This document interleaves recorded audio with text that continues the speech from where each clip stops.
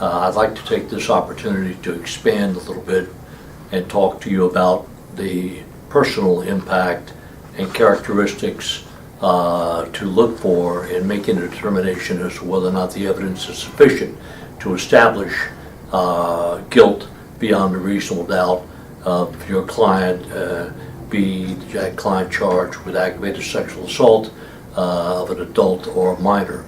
As far as minors are concerned, again, relationship is all important. And let's talk about divorce proceedings. You may have an individual child who is the subject of a child custody battle. Children have been known to be very susceptible to suggestions, and certainly in the situation involving a statement by a child of aggravated sexual assault, this is very, very common, and this should be looked on with particular interest to determine whether or not there is in fact something suggestive other than of a fact situation other than aggravated sexual assault. Children will be assessed upon outcry by the Children's Assessment Center. Among other things, that assessment will include a videotape of the child's statement.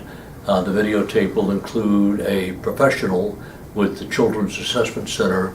They'll be working through the child's statement, first of all gathering information from the child about mundane activities, getting the confidence of the child. Look at that videotape, and if finances support this decision, get yourself an expert to view that videotape with you, because although the expert's not going to be able to testify as far as the ultimate issue of truth is concerned, certainly the expert's going to be able to point out various bodily movements that would in fact be indicative of a child perhaps not telling the truth.